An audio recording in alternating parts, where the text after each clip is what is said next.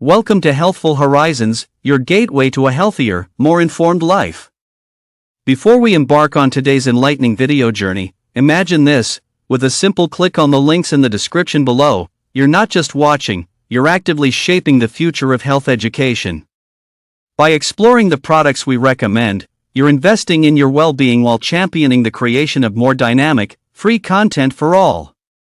Your support is the heartbeat of our mission, fueling our passion to deliver transformative insights straight to you. So, let's step into this world of wellness together, where every choice you make sparks a brighter, healthier tomorrow. Thank you for being a beacon of support on this incredible journey. Hit that subscribe button to become part of our informed community and gain access to exclusive content designed to elevate your well-being. Now, let's jump into today's enlightening video.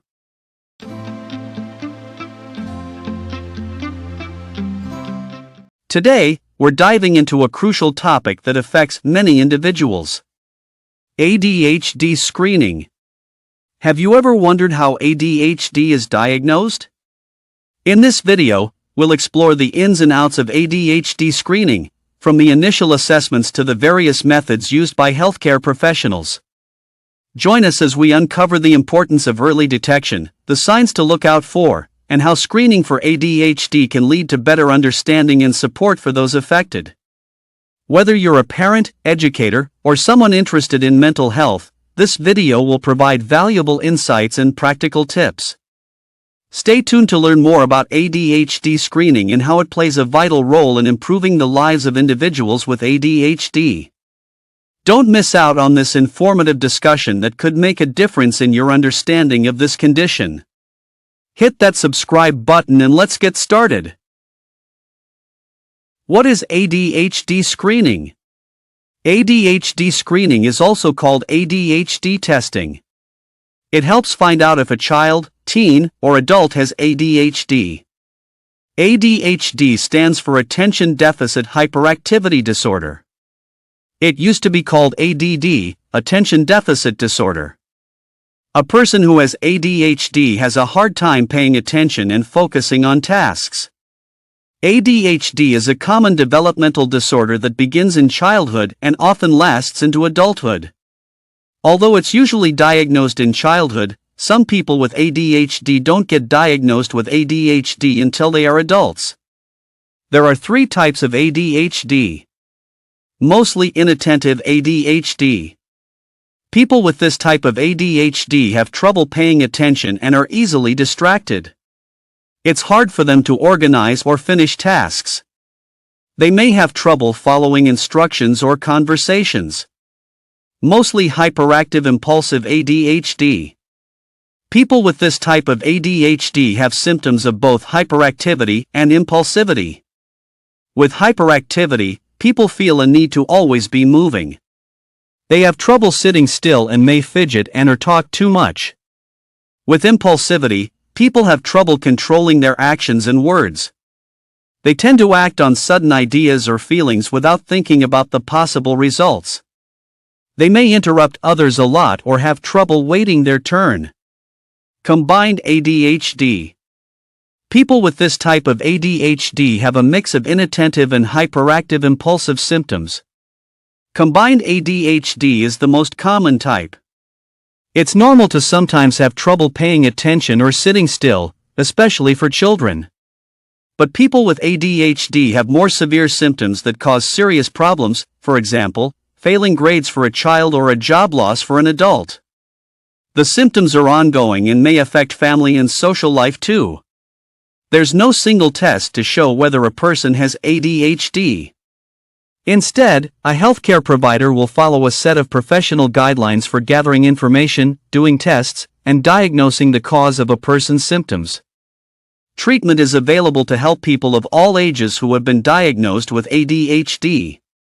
What ADHD screening is used for? ADHD screening is used to check for ADHD in people who have frequent, serious problems with attention, hyperactivity, and/or impulsive behavior. The screening also checks for other mental disorders that often happen with ADHD. Sometimes symptoms of these other disorders are mistaken for ADHD. ADHD screening is used with children as young as age 4. If you have a younger child with symptoms that could be ADHD, ask your child's provider which type of testing might be best. Why do I need ADHD screening? Your child may need screening if you, a teacher, or another caregiver thinks your child has symptoms of ADHD. Adults who have had challenges since childhood, before age 12, with focusing, impulsive behavior, restlessness, and/or being organized can ask their providers if they need to be screened for ADHD. The symptoms depend on the type of ADHD a person has. People with symptoms of attention problems may often miss details or make careless mistakes in schoolwork, at work, or in other activities. Have trouble staying focused on play activities or work tasks. Not seem to listen when spoken to directly. Find it hard to follow instructions or finish tasks, or may start but get easily sidetracked. Have trouble being organized, keeping belongings in order, and managing time. Avoid doing tasks that require long periods of mental effort. Lose important items, such as books, wallets, keys, eyeglasses, and cell phones. Forget about doing daily activities. People with symptoms of hyperactivity impulsivity may often fidget and squirm while seated. Get up when staying seated is expected, such as at school or work. Run around or climb when it's not appropriate, children, or feel restless, teens and adults. Have trouble doing quiet activities. Be constantly moving or on the go. Talk much more than is normal. Blurt out answers before questions are completed. Have trouble waiting for their turn. Interrupt others, for example, during conversations or games. People with combined ADHD show a mix of inattention and hyperactivity impulsivity symptoms. What happens during an ADHD screening? The general screening process is similar for people of all ages. It involves several steps. A primary care provider may do the entire screening or refer the person to a mental health provider. A mental health provider is a healthcare professional who specializes in diagnosing and treating mental health problems. During an ADHD screening, the provider will do a physical exam. An exam by a primary care provider checks for certain health conditions that can cause symptoms similar to ADHD. The exam may include vision and hearing tests, for children and adults, thyroid tests, and other tests. Review medical history, family health history, and other records. The cause of ADHD isn't known, but it often runs in families. So, family history is important. The results of any past tests and school reports provide valuable information too. For adults, old school records can help a provider find out if symptoms began in childhood. Gather information using standardized ADHD symptom checklists, questionnaires, and/or interview questions. A provider will use one or more tools to gather, organize, and evaluate information during an ADHD screening. These tools have rating scales, scoring systems, that help the provider see if a person's symptoms and history fit a diagnosis of ADHD. The provider will use these tools to interview the person about their symptoms. For children, questions and activities are geared toward their age. Parents are usually interviewed to gather information from others. To make a diagnosis, it's necessary to know how the person acts during different activities and situations. So, the provider may request permission to ask others for information. These people may include, for children and teens, teachers, babysitters, coaches, and other family members who spend time with the child. Parents may also complete checklists and/or questionnaires. For adults, family members who know the person from childhood, and spouses, friends, and co-workers. Screen for other mental health disorders. People who have ADHD often have other mental health disorders. It's also possible that another disorder, and not ADHD, is causing symptoms. So, mental health screening tests are often done as needed to check for conditions such as anxiety, depression, and bipolar disorder. Children may also be tested for learning disabilities, autism spectrum disorder, or behavior disorders. Will I need to do anything to prepare for ADHD screening? You usually don't need any special preparations for ADHD screening. Your provider will let you know what health and school records you may need to gather. Are there any risks to screening?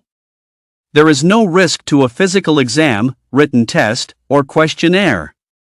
What do the results mean? The provider will usually write up the results of an ADHD screening in a report that includes a diagnosis. To diagnose ADHD, the screening must find all of these things. Several symptoms of ADHD that began before age 12. Several symptoms of inattention and/or hyperactivity impulsivity that have lasted for at least 6 months and cause serious problems. To be diagnosed with ADHD, children up to age 16 must have at least 6 ongoing symptoms. People 17 and older must have at least 5 ongoing symptoms. Symptoms that happen in 2 or more settings, for example, at home and at work or school. Symptoms that clearly get in the way of functioning well at school, work, and/or in social situations. Symptoms aren't caused by another mental health disorder. If there is a diagnosis of ADHD, the report will include the type of ADHD, inattentive, hyperactive impulsive, or combined. It will also say whether ADHD is mild, moderate, or severe. Any other disorders that may have been found will be included in the report. There's no cure for ADHD, but treatment may help reduce symptoms. Treatment may include medicine, talk therapy, behavioral therapy, and lifestyle changes. Usually, 2 or more treatments are combined. Parents of children with ADHD may also receive training to help their children manage ADHD. Disclaimer: the information provided in this video is for general informational purposes only. It is not intended as a substitute for professional medical advice, diagnosis, or treatment. Always seek the advice of your physician or other qualified healthcare provider with any questions you may have regarding a medical condition. Never disregard professional medical advice or delay seeking it because of information provided here. Thank you for joining us on this journey of health and wellness discovery. We hope you found this video insightful and empowering. To continue learning and growing together, don't forget to hit that subscribe button and ring the notification bell so you never miss out on our latest content.